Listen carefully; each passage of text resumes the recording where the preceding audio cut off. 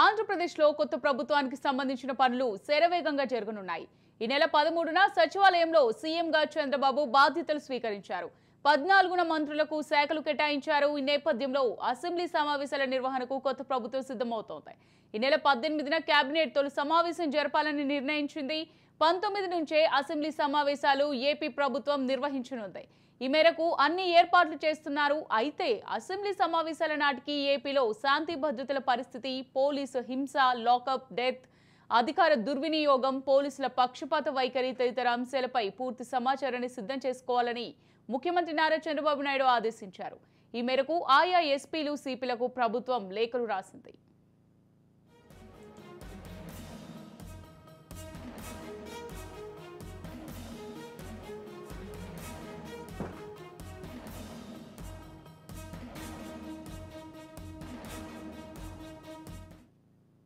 Right, ఇక ఇదే అంశానికి సంబంధించి మరింత సమాచారం మా ప్రతినిధి శ్రీనివాస్ అందిస్తారు. శ్రీనివాస్, చెప్పండి. అసెంబ్లీ సమావేశాల నిర్వహణకు కొత్త ప్రభుత్వం సిద్ధమవుతున్నట్టుగా తెలుస్తోంది.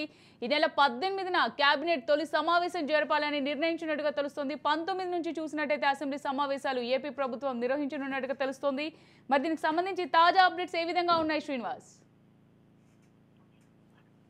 అమూల్య, ఈ నెల 19 నుంచి పూర్తి స్థాయిలో అసెంబ్లీ సమావేశాలు నిర్వహించున్నారు. కొత్త ప్రభుత్వం ఏర్పడిన తర్వాత 18వ తారీఖున కేబినెట్ తర్వాత 19వ తారీఖు నుంచి అసెంబ్లీ సమావేశాలు నిర్వహిస్తారు. అయితే ఈ అసెంబ్లీ సమావేశాలు నిర్వహణంతో కూడా రాష్ట్రానికి సంబంధించినటువంటి కీలక అంశాలన్నిటిపైన దృష్టి పెట్టేటువంటి పరిస్థితి ఉంది. ఇప్పటికే రాష్ట్రంలో ఇచ్చినటువంటి హామీలు ఏవైతే ఉన్నాయో హామీలు ఆ దిశగా ముందుకు వెళ్ళడానికి కావాల్సినటువంటి ప్రణాళికను సిద్ధం చేసే విధంగా అసెంబ్లీలో ఆమోదం తెలపాల్సినటువంటి బిల్లులపై ఆమోదం తెలిపేందుకు అవకాశం ఉంది. దానికి సంబంధించి ఇటు శాసన మండలి, అదే విధంగా శాసనసభను కూడా సమయోత్తం చేయాలంటూ కూడా ఇప్పటికే గెజిట్ నోటిఫికేషన్ విడుదలైంది.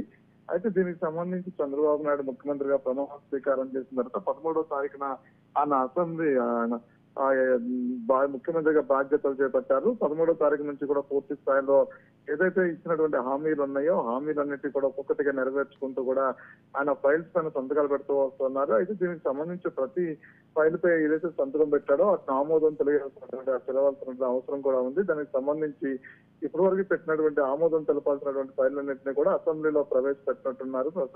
ఈ నెల 19వ తారీఖు నుంచి అసెంబ్లీ సమావేశం నిర్వహించే అన్ని రోజులు కూడా కీలకమైనటువంటి ఫైల్స్ అన్నింటినీ కూడా అసెంబ్లీలో ప్రవేశపెట్టినట్టున్నారు. వాటికి ఆమోదం తెలిపేటువంటి అవకాశం ఉంది. శాసన మండలిలో బలాబలాలు చేర్చుకోవాల్సిన నేపథ్యం ఉంది. తర్వాత దానికి సంబంధించి నిర్ణయాలు ఎలా ఉంటాయి అనేది కూడా అసెంబ్లీ సమావేశాలు నిర్వహణప్పుడు తెలిసేటువంటి అవకాశం ఉంది. మరో పక్క నుంచి రాష్ట్రంలో జరిగినటువంటి లా అండ్ ఆర్డర్ ఇష్యూస్ కావచ్చు, ఇతర అంశాలు ఏవైతే ఉన్నాయో ఇవన్నిటి కూడా అంటే ఎలక్షన్ టైంలో జరిగిన అంశాలు కావచ్చు, గత 5 సంవత్సరాలుగా జరిగినటువంటి అంశాలు ఏవైతే కీలక పరిణామాలు చోటు చేస్తున్న అంశాలు ఏవైతే ఉన్నాయో వీటన్నిటిని కూడా పూర్తి స్థాయిలో ఆయా శాఖ మంత్రులన్నింటినీ అందరూ కూడా వాటికి సంబంధించినటువంటి పూర్తి సమాచారంతో కూడా అసెంబ్లీకి రావాలని చెప్పాం. కేబినెట్ సమావేశానికి రావాలంటూ కూడా చెప్పడం జరిగింది. అయితే కేబినెట్ సమావేశంలో ఏటిపై ప్రధానంగా చర్చ జరుగుతుందనే అంశాన్ని వేసి చూడాల్సిన పరిస్థితి ఉంది. అయితే కీలక అంశాలన్నింటినీ కూడా కేబినెట్ లో ప్రవేశపెట్టనున్నారు. కేబినెట్ సమావేశం ముగిసిన తర్వాత 19 నుంచి అసెంబ్లీ సమావేశాలు ఉంటాయి. అసెంబ్లీ సమావేశాల్లో కీలక అంశాలన్నిటిపై బిల్లులు ఏవైతే ఉన్నాయో వాటిని ఆమోదించేటువంటి పరిస్థితి కూడా ఉంది. ఈ మధ్య 18న జరిగే కేబినెట్ సమావేశానికి ఏ శాఖల అధికారులు హాజరు కానున్నారు? అన్ని శాఖలకు సంబంధించినటువంటి అధికారులు కూడా రావాలంటూ కూడా ఇప్పటికే సమాచారం అందినట్టు తెలుస్తుంది. ఇటు ఎస్పీలతో పాటు ఐఏఎస్లు కూడా కొంతమందికి ఈ ఆదేశాలు ఇచ్చినట్టు కూడా తెలుస్తుంది. వైలెన్స్ మెసేజ్ ఆఫ్ అఫీషియల్స్ అని చెప్పంటూ కూడా ఎలిగేషన్స్ ఆఫ్ పిటిషన్స్ బిహేవియర్ అని చెప్పని కొన్ని అంశాలను ఇందులో కీలకంగా ఇందులో మెన్షన్ చేయడం జరిగింది. కాబట్టి ఈ శాఖలకు సంబంధించిన అధికారులందరూ కూడా ఈ అసెంబ్లీ ఈ కేబినెట్ సమావేశానికి మస్ట్ అటెండెన్స్ ఉండాల్సిందంటూ కూడా ఆదేశాలు ఇచ్చినట్టు తెలుస్తుంది.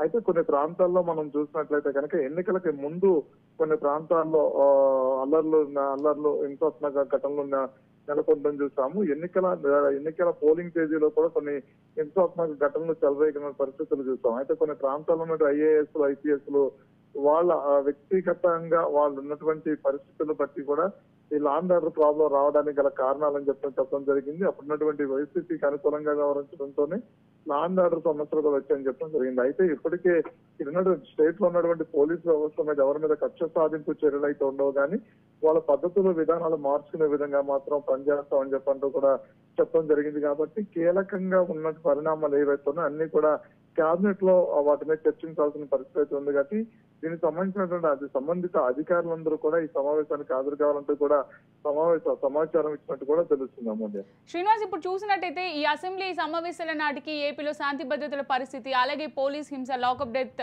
అధికార దుర్వినియోగం లాంటి అంశాలకు సంబంధించి ఫైల్స్ సిద్ధం చేసుకోవాలని చంద్రబాబు నాయుడు సూచించినట్టుగా తెలుస్తోంది. ఈ అసెంబ్లీ సమావేశాలు ఎన్ని రోజులు జరిగే అవకాశం ఉంది? అంటే పూర్తి స్థాయిలో అసెంబ్లీ సమావేశాలు అనేది చెప్పలేదు. అయితే మొదటి అసెంబ్లీ సమావేశాలు కాబట్టి నిర్వికాలం అంటే ఒక వారం రోజులు జరిగేటువంటి అవకాశం కూడా కనిపిస్తుంది. అయితే 19 నుంచి అసెంబ్లీ సమావేశాలు మాత్రం నోటిఫికేషన్ మాత్రం గెజిట్ నోటిఫికేషన్ మాత్రం ఇవ్వడం జరిగింది. అయితే ఇది ఎన్ని రోజులు నిర్వహిస్తారు అనే దాని మీద చూడాల్సిన పరిస్థితి ఉంటుంది. అయితే దీనికి సంబంధించి మామూలుగా అంటే 17 నుంచి అసెంబ్లీ సమావేశాలు స్టార్ట్ అవుతాయి. తర్వాత 25 వరకు అసెంబ్లీ సమావేశాలు ఉంటాయని మొదట ఉన్నటువంటి సమాచారం. అయితే 19 నుంచి అసెంబ్లీ సమావేశాలు స్టార్ట్ అయ్యి నెలాఖరు వరకు కూడా ఉండే అవకాశం ఉందని చెప్పని కొంతవరకు ఈ సమాచారం ఉంది. అయితే ఈ సమావేశాలు దాదాపు 10 రోజులు నడుస్తాయా లేదంటే వారం రోజులు అసెంబ్లీ సమావేశాలు నడుస్తాయా అనేది చూడాల్సిన పరిస్థితి ఉంది. అంతేకాకుండా కీలకమైనటువంటి అంశాలను ఎన్నో కూడా అసెంబ్లీలో ప్రవేశపెట్టాల్సినటువంటి అంశాలు ఎన్నో చర్చ జరగాల్సిన పరిస్థితి అయితే ఉంది. కాబట్టి అసెంబ్లీ సమావేశాలు అంటే నిర్ణీత కాలంలో ముగిస్తారా లేదు అంటే కనుక జరుగుతున్న సభలో లేవనెత్తినటువంటి ప్రశ్నలకు సంబంధించిన అంశాలని పరిగణలో తీసుకుని అసెంబ్లీ సమావేశాలకు ఆ సమయాన్ని పెంచుతారా అనేది కూడా వేచి చూడాల్సిన పరిస్థితి ఉంటుంది. Right, thank you Srinivas.